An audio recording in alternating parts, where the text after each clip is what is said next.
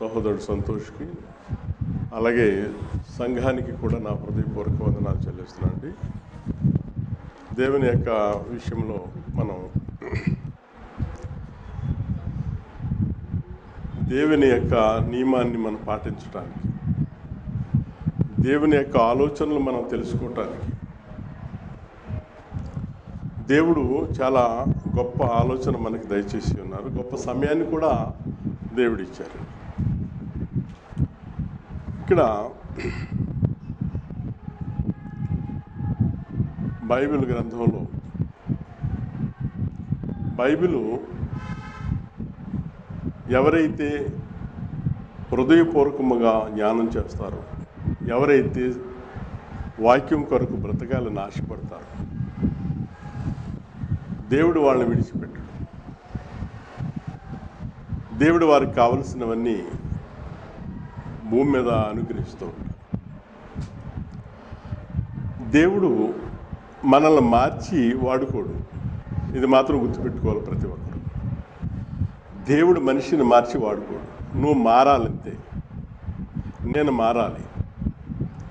మారకపోయినా నీ తత్వాన్ని బట్టి ఆయన వాడుకుంటాడు. మారినటువంటి వాళ్ళ తత్వాన్ని బట్టి వాడు వాడుకుంటాడు.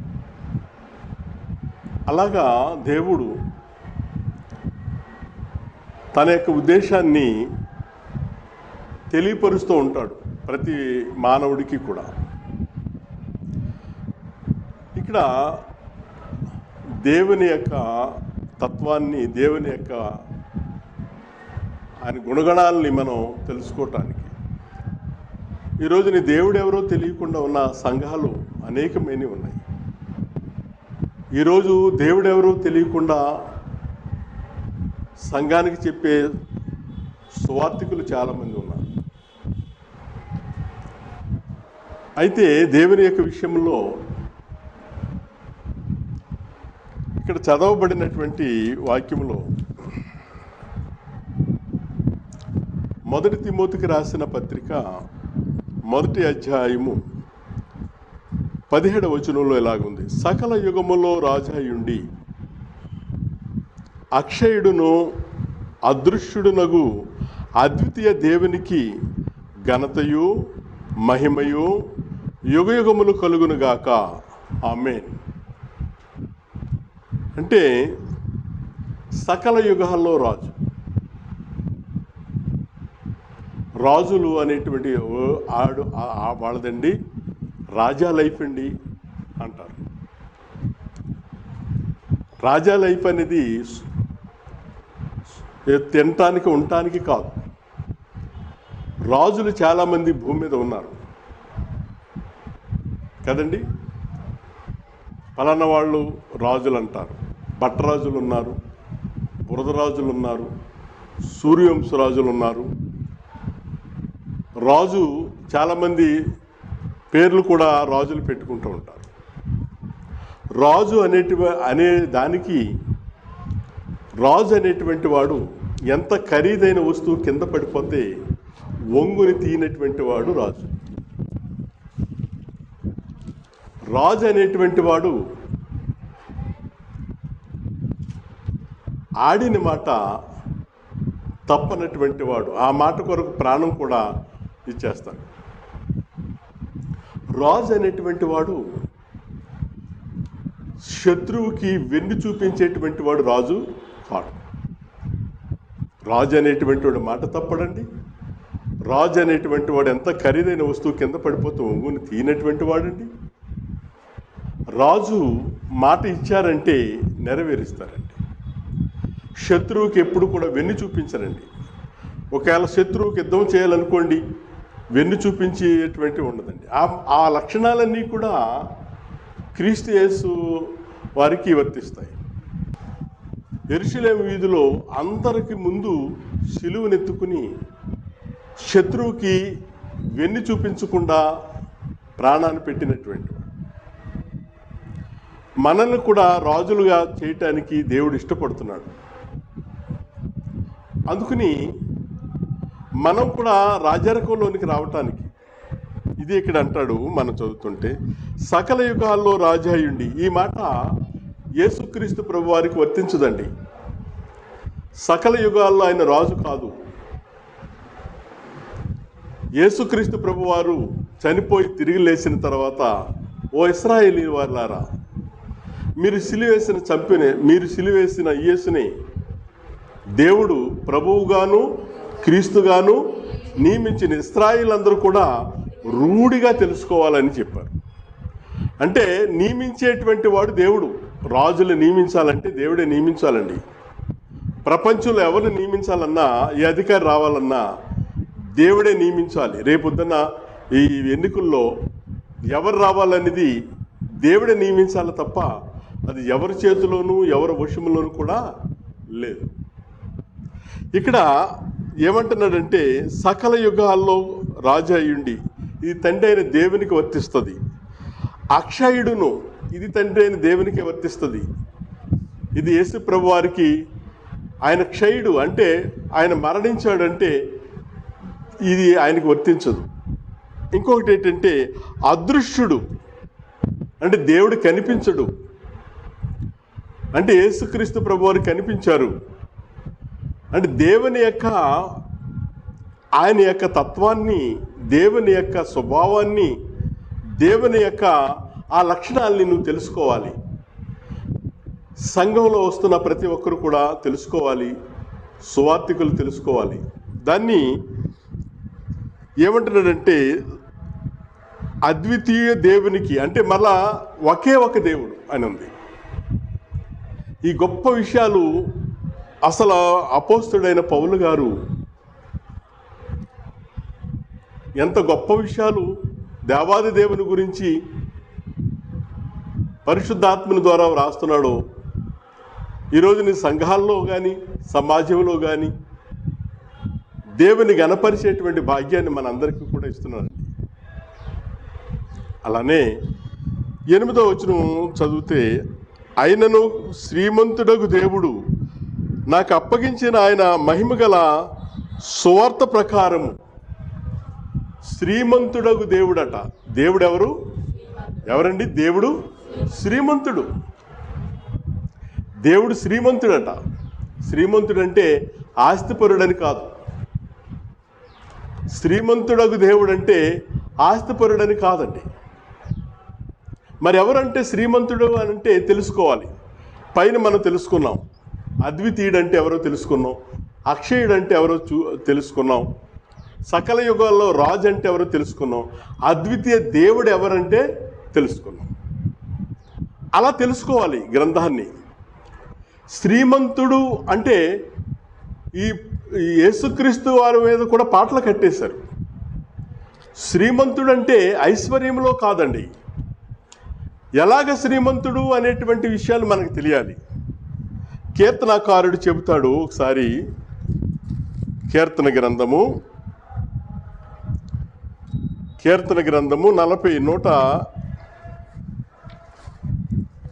146 అధ్యాయము. కీర్తన గ్రంథము 146 అధ్యాయము 6వ వచనంలో, ఆయన ఆకాశమును భూమిని సముద్రమును దానిలోని సర్వమును సృజించినవాడు. అది శ్రీమంతుడంటే. శ్రీమంతుడంటే ఆస్తిపరుడని కాదు. శ్రీమంతుడంటే ఆయన జీవదాత అని వ్రాయబడి ఉంది కీర్తన గ్రంథంలో. యేసుక్రీస్తేమో జీవాధిపతి. అంటే జీవాధిపతిగా నియమించింది కూడా తండ్రి అయిన దేవుడండి. అంటే జీవాన్ని దానం చేసేది కూడా, సకల జీవుల్ని పోషించేది కూడా దేవాది దేవుడు. అది శ్రీమంతుడంటే. చనిపోయిన తర్వాత యేసుక్రీస్తు ప్రభువాన్ని లేపింది కూడా తండ్రి అయిన దేవుడు.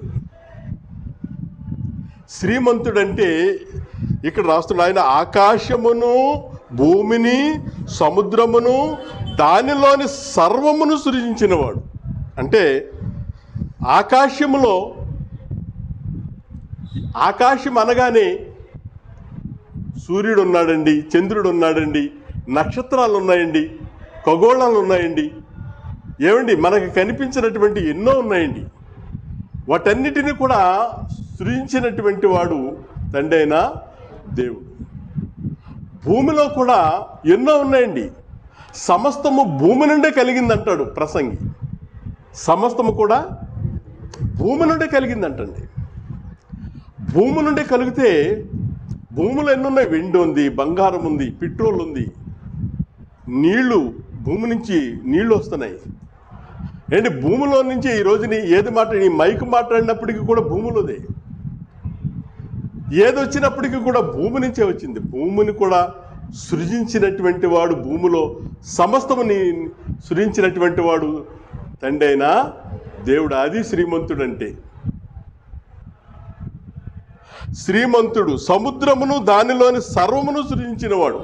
సముద్రములో కూడా ఏవేవైతే ఉన్నాయో వాటన్నిటిని కూడా ఆయనే సృజించాడండి.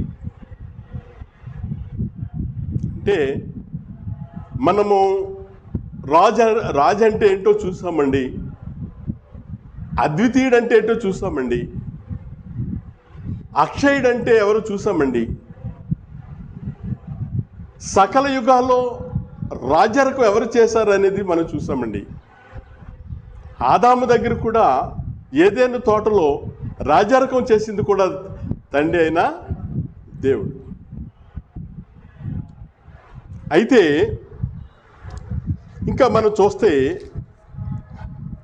135వ అధ్యాయము కీర్తన గ్రంథంలో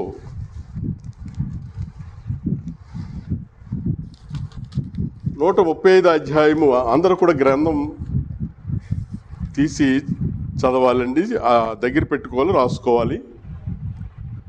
ఆకాశమును సృజించింది ఆయనే, భూమిని సృజించింది ఆయనే, సముద్రమును సృజించింది ఆయనే, అందులో సమస్తము కూడా సృజించింది కూడా ఎవరని ఉంది? దేవుడే. ఇక్కడ 35:6 చదువుతున్నాను. ఆకాశమందును భూమి యందును సముద్రముల యందును మహాసముద్రములన్నిటి యందును ఆయన తనకిష్టమైనదంతయు జరిగించుచున్నాడు. బా, దేవునికి ఇష్టమైన ఆయన ఇష్టానుసారంగా జరిగిస్తున్నాడు. వర్షాలు కురవాలన్న ఆయన ఇష్టమే, ఎండలు కాయాలన్న ఆయన ఇష్టమే, చలిగా ఉండాలన్న ఆయన ఇష్టమే, ఒక ప్రాంతం కొట్టుకుపోవాలన్న ఆయన ఇష్టమే, ఒక ప్రాంతం సురక్షితంగా ఉండాలన్న ఆయన ఇష్టమే. చూడండి, ఈ వేసవకాలంలో వడగాల్పులకి చాలామంది చనిపోతున్నారు. చాలామంది వడగాల్పులు చనిపోతున్నారు. చిన్నవాళ్ళు చనిపోతున్నారు, వృద్ధులు చనిపోతున్నారు, ప్రయాణికులు చనిపోతున్నారు. కొంతమంది చలికాలం వచ్చినప్పుడు కూడా ఆ చలికాలంలో కూడా చాలామంది చనిపోతారు. చలికాలంలో కూడా ఆ చలికి తట్టుకోలేక చాలామంది చనిపోతారు. వర్షాకాలంలో కూడా వరదల్లో కూడా చాలామంది కొట్టుకుని వెళ్ళిపోతూ ఉంటారు. మన ఈ మధ్య చూసారా, దుబాయ్ భయంకరంగా అసలు ఎన్నడూ రానటువంటి ఆ వర్షము, అన్ని కాలువలుగా అన్ని కార్లు అన్ని కొట్టుకుపోయినటువంటి. అప్పుడు కూడా చాలామంది చనిపోతారు. వేసవకాలంలో చనిపోతారు, శీతాకాలంలో చనిపోతారు, వర్షాకాలంలో చనిపోతారు. తనకిష్టం. ఎందుకంటే ఇంక వేస్ట్. దేవుని కోసం బ్రతకనటువంటి వారు, దేవుని కోసం చేయనటువంటి వారు తనకిష్టం వచ్చినట్టుగా ఏలుబడి చేస్తున్నాడు తండ్రి అయిన దేవుడు. అయితే యేసుక్రీస్తు ప్రభువారు వచ్చిన తర్వాత ఇప్పుడు సమస్తము కూడా అధికారం అంతా కూడా తండ్రి అయిన దేవుడు ప్రభువారికి ఇచ్చేశారు. అంతకుముందు ఆయన ద్వారా దూతలు ఏలుబడి చేశాయి, ప్రవక్తలు ఏలుబడి చేశారు, రాజులు ఏలుబడి చేశారు. వీళ్ళందరూ కూడా ప్రకృతి మీద అధికారం ఇచ్చింది ఎవరంటే తండ్రి అయిన దేవుడు. మోషే గారు సముద్రాన్ని పాయలు చేశారు దేవుని సహాయము, దేవుని అనుగ్రహము చేత. మన్నాను కురిపించినటువంటి వారు. ఏమండి, ఏది చేసినప్పటికీ కూడా దేవుడు చేస్తూ ఉన్నాడు. ఇప్పుడు అధికారం అంతా కూడా ఎవరికి ఇచ్చేశారంటే యేసుక్రీస్తు ప్రభు వారికి ఇచ్చారు. మనం యెషయా గ్రంథంలో ఒక మాట చూస్తాండి. యెషయా గ్రంథంలో, యెషయా గ్రంథము 37వ అధ్యాయము 16వ వచనం, యెహోవా కెరూబుల మధ్యను నివసించుచున్న ఇశ్రాయేలు దేవా, భూమి ఆకాశములను కలగచేసిన అద్వితీయ దేవా, నీవు లోకమందున్న సకల రాజ్యములకు దేవుడై ఉన్నావు. సకల రాజ్యాలు, ప్రపంచంలో ఏ రాజ్యం ఉన్నా, ఏ దేశం ఉన్నా, ఆ దేశాలన్నిటి మీద కూడా రాజు ఈయన. రాజ్యార్కం చేస్తున్నారు, ఈయన ఇష్టానుసారంగానే చేస్తున్నారు. అందుకని సకల యుగాల్లో కూడా రాజు. ఈ సకల యుగాల్లో రాజు అయినటువంటి ఈయన దావీదు గారు ఒక చక్కటి ప్రార్థన చేస్తాడండి. ఎలాంటి ప్రార్థన చేస్తారంటే, దావీదు గారు కీర్తన గ్రంథంలో 145 మొదటి నుంచి చదువుతున్న, రాజు అయిన నా దేవా, నిన్ను గణపరిచెదను, నీ నామమును నిత్యము స్తుతించెదను, అనుదినము నేను నిన్ను స్తుతించెదను, నిత్యము నీ నామమును స్తుతించెదను. అబ్బా, రాజువైన మా దేవా, రాజువైన మా తండ్రి, రాజువైన నా దేవా, ఎలాగా ప్రార్థన చేస్తున్నాడు చూసారండి. మరలా ఇంకా ప్రార్థన ఎలా చేస్తున్నాడంటే, ఆయన 146 మొదటి నుంచి, నా ప్రాణమా యెహోవాను స్తుతింపుము, నా జీవిత కాలమంతయు నేను యెహోవాను స్తుతించెదను, నేను బ్రతుకు కాలమంతయు నా దేవుని కీర్తించెదను. ఏమండి, నిజంగా 6 నెలలు సహవాసం చేస్తే వారే వీరైపోతారని అనుకుంటాం.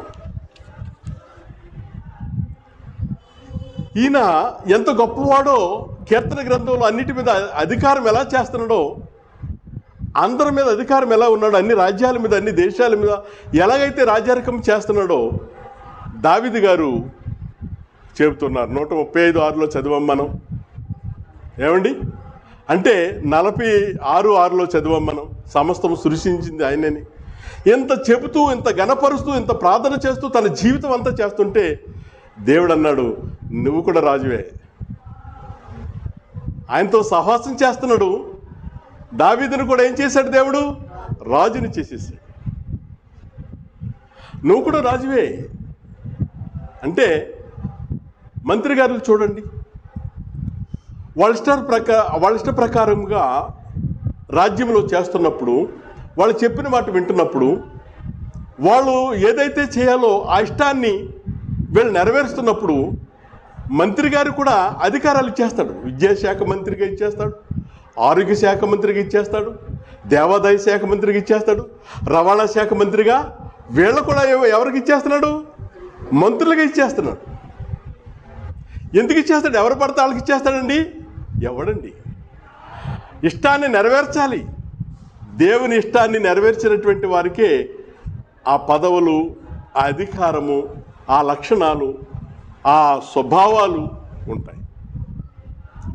దావీదు గారికి అలా ఇవ్వటానికి కారణం, దావీదు గారు తన జీవిత కాలమంతయు, నా ప్రాణమా, ప్రాణంతో చెబుతున్నాడు, నా ప్రాణమా ఆయన చేసిన ఉపకారములలో దేనిని మర్చిపోవద్దు. దేనితో చెప్తున్నాడంటే ప్రాణంతో చెప్పుకుంటున్నాడు. మనం అంటామండి అలాగా?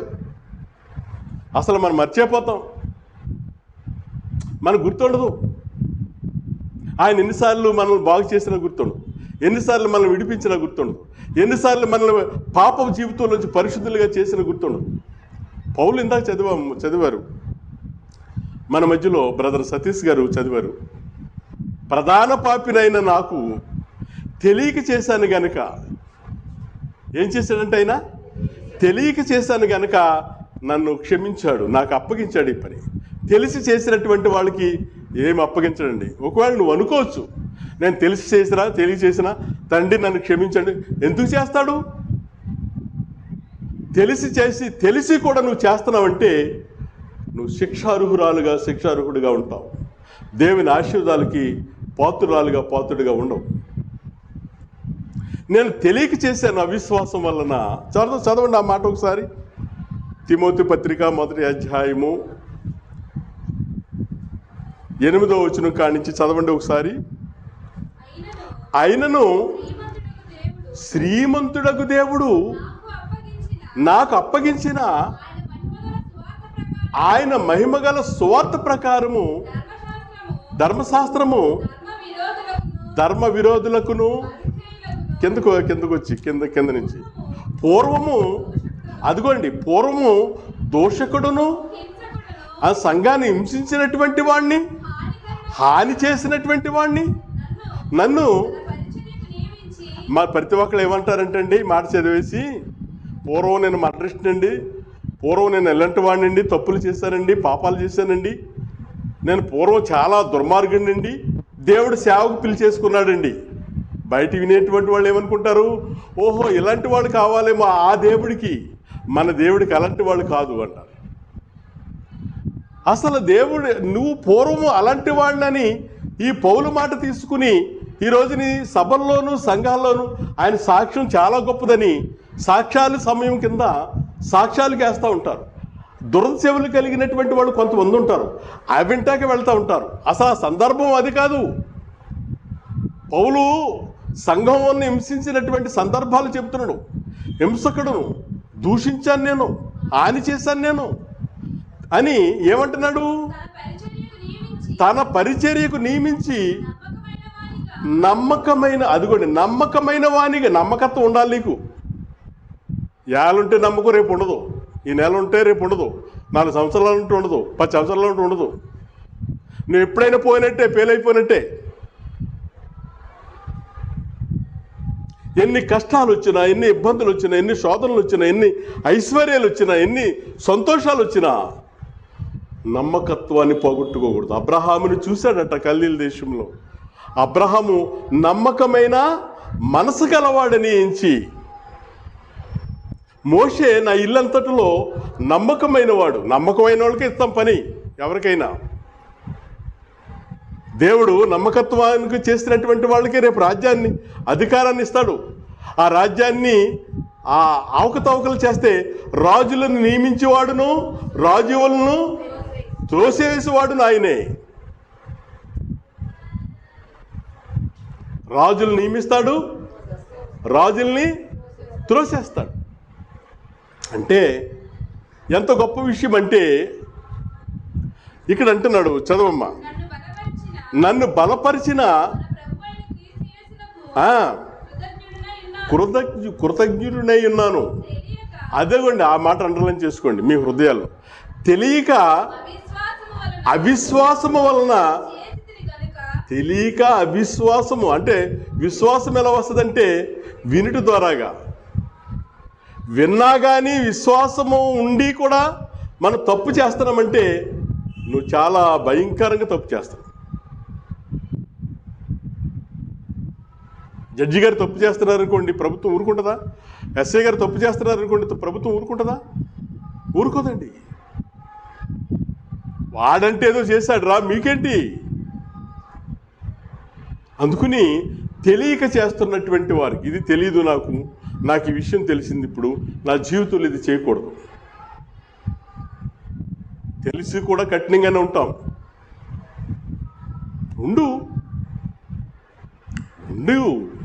ఉంటే ఒకరోజు పనిష్మెంట్ ఉంటుంది మనకి. దేవుడు న్యాయవంతుడు. ఇంకేమంటున్నాడు, తెలియక అవిశ్వాసం వల్ల చేసి తిని గనుక కనికరింపబడి తిని, మరియు మన ప్రభు యొక్క కృపయు క్రీస్తు యేసు నందున్న విశ్వాసమును ప్రేమయు అత్యధికముగా విస్తరించెను.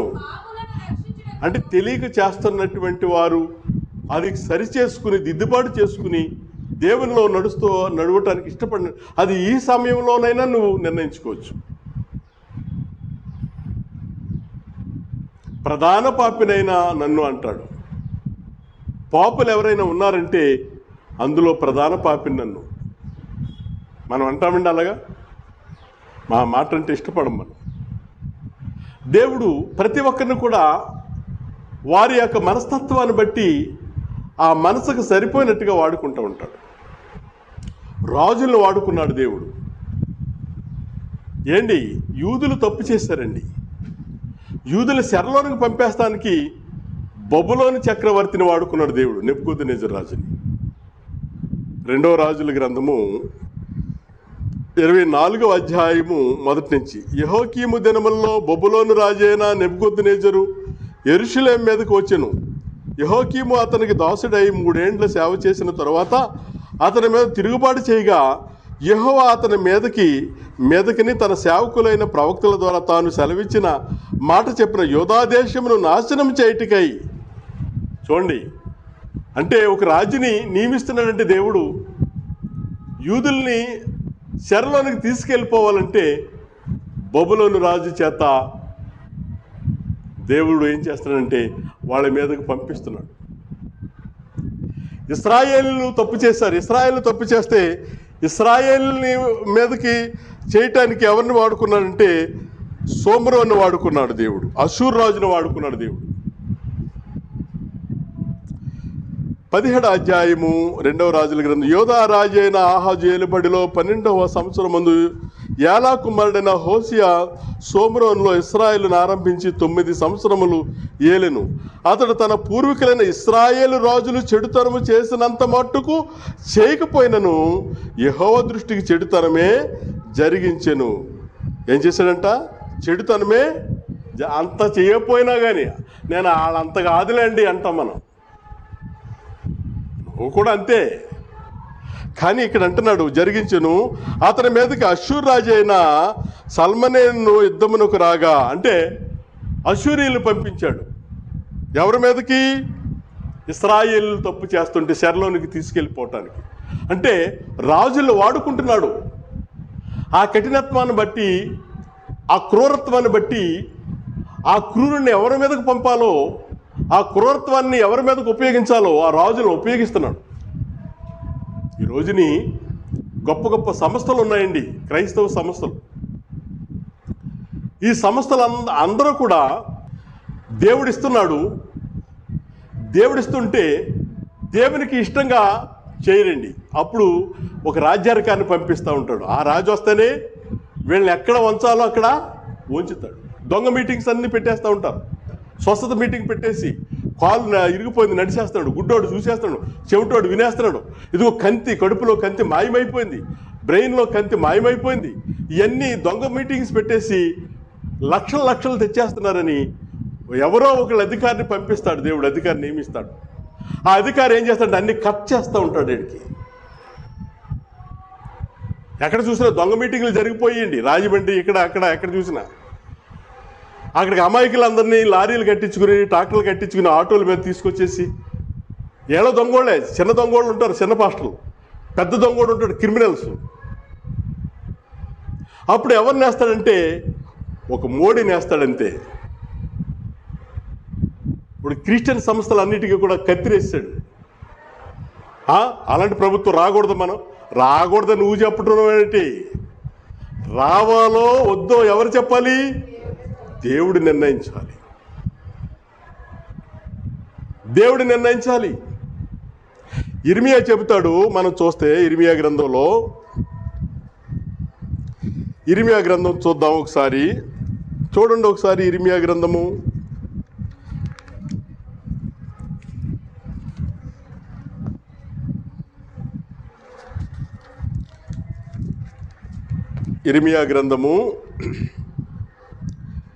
27వ అధ్యాయం 5 నుంచి చదువుతున్నాను. అధిక బలము చేతను, చాచిన బాహువు చేతను భూమిని, భూమి మీద ఉన్న నరులను, జంతువులను నేనే సృజించి ఎవరికి ఇచ్చుట న్యాయమని నాకు తోచునో వారికే ఇచ్చుచున్నాను.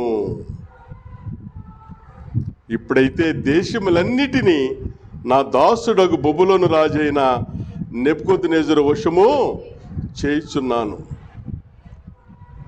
నా ఇష్టం అది. ఈ రాజ్యాన్ని ఎవరికి ఇవ్వాలో, ఈ అధికారాన్ని ఎవరికి ఇవ్వాలో వాళ్ళకి ఇస్తాను నేను. నా ఇష్ట ప్రకారంగా నెరవేరుస్తారు. ఇశ్రాయేలు తీసుకెళ్ళి చెరలో వేసే అనగానే అషూరు రాజులకి ఇవ్వగానే అషూరు రాజు వచ్చేసాడంతే. యూదులు తప్పు చేయగానే బబులోను రాజుకి ఆజ్ఞ ఇవ్వగానే తీసుకెళ్ళి వేసాడంతే. అధికారం ఇస్తేనే కదండి ఏమని చేస్తాం.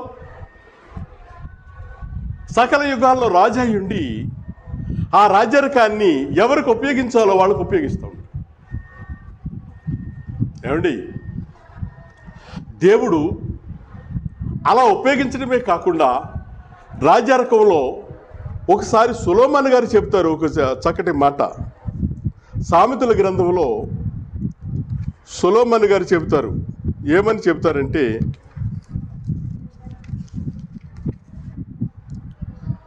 సామెతల గ్రంథము 21వ అధ్యాయం మొదటి నుంచి, యెహోవా చేతిలో రాజు హృదయము నీటి కాలవల వలె ఉన్నది, ఆయన తన చిత్తవృత్తి చెప్పున దాన్ని త్రిప్పును.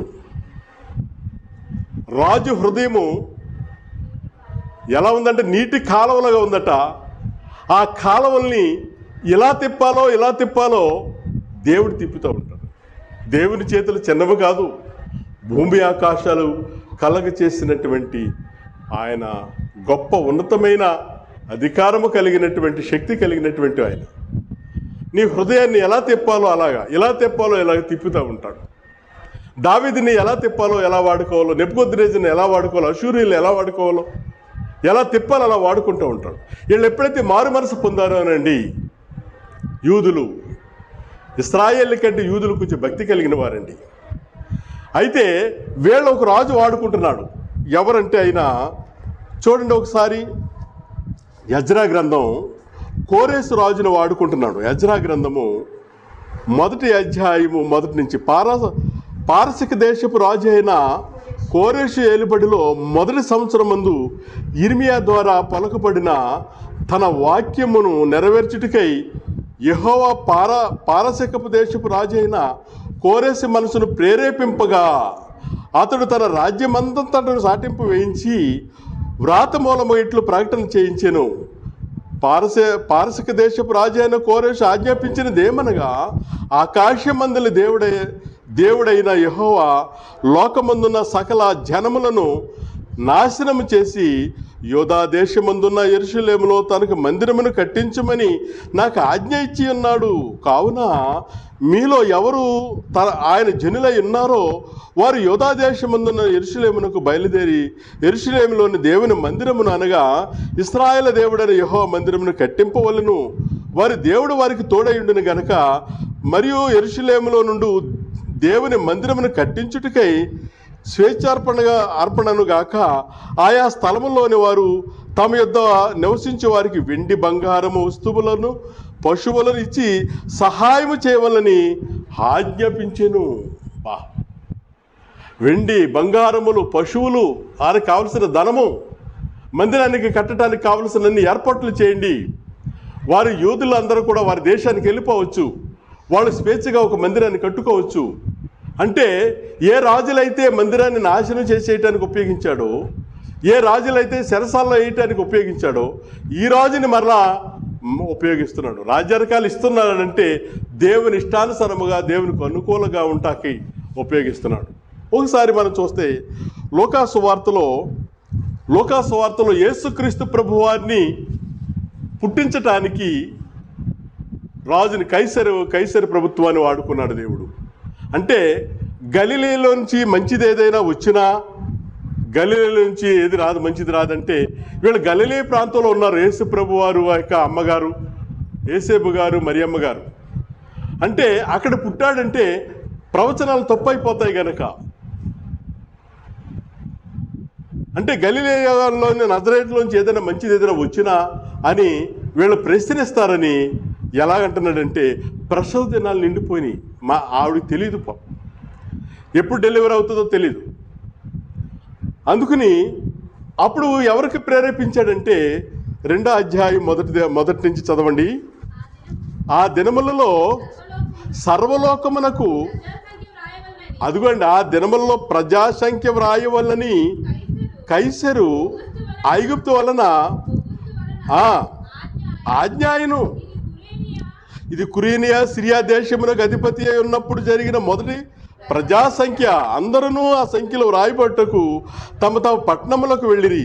యేసేబు దావీదు వంశములోను గోత్రములోను పుట్టినవాడు గనుక తనకు భార్యగా ప్రదానం చేయబడిన గర్భవతి ఉండిన మరీతో కూడా ఆ సంఖ్యలో రాయబట్టుకు గలీలేలోని నజరేతు నుండి యోధాలోనికి బెత్లెహేము అనబడిన దావీదు ఊరికి వెళ్ళెను. వారు అక్కడ ఉన్నప్పుడు ఆమె ప్రసవ దినములు నిండిను గనుక తన తొలుసూలు కుమారుని కని పొత్తుగుడ్డలతో చుట్టి సత్రంలో వారికి స్థలం లేనందున ఆయనను పశువుల తొట్టిలో పరుడు. ఇది క్రిస్మస్లకి చదువుతూ ఉంటారు మనోళ్ళు.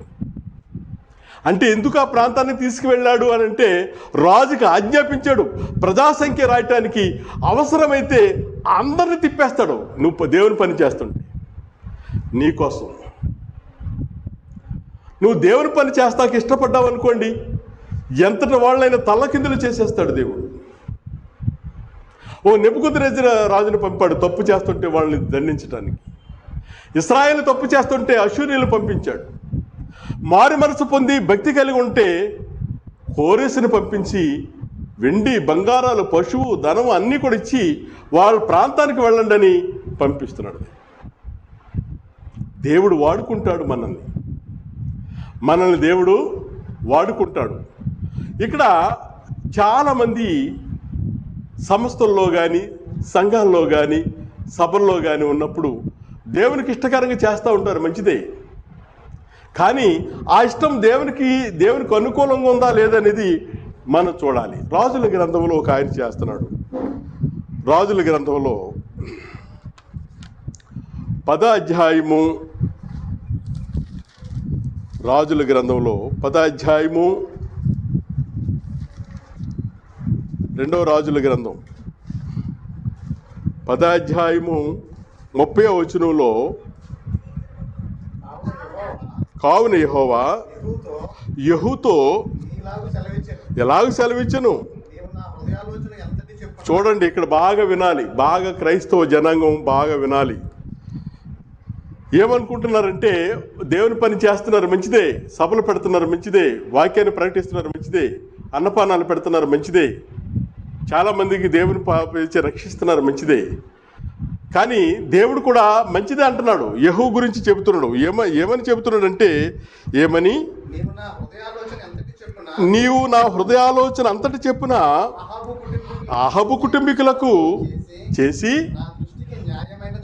నా దృష్టికి దేవుని దృష్టికి ఒకటి ఉంది, నా దృష్టికి న్యాయమైన దాన్ని జరిగించి బాగుగా నెరవేర్చితివి గనుక నీ కుమారులు 4వ తరము వరకు ఇశ్రాయేలు రాజ్య సింహాసనం మీద ఆసీనులగుదురు. అంటే 4 తరాల వరకు భూమి మీద రాజ్యాధికారిని ఇచ్చేస్తున్నానయ్యా, నా ఇష్టాన్ని నెరవేర్చావు, నేను అనుకున్న దాన్ని నెరవేర్చావు, మంచిదే. ఈరోజు కూడా నువ్వు చేస్తున్నావు. నువ్వు చేస్తుంటే నీ కొడుకులు ఆశీర్వాదం పొందేస్తూ ఉంటారు.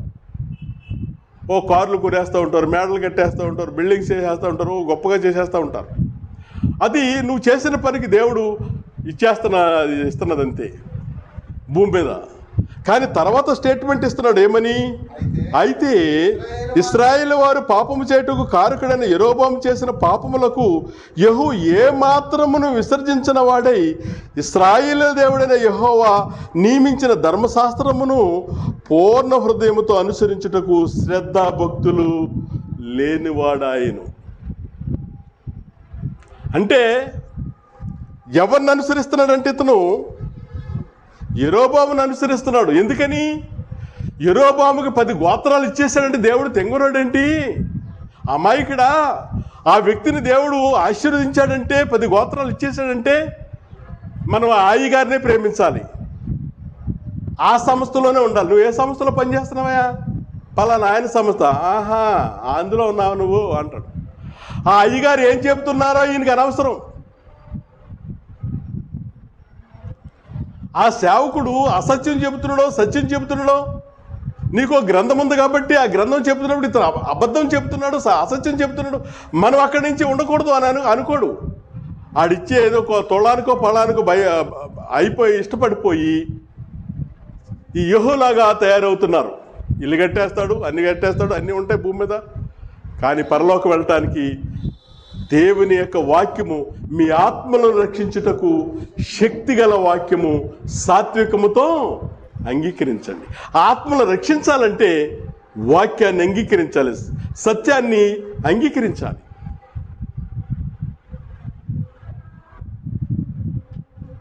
అలా లేకపోతే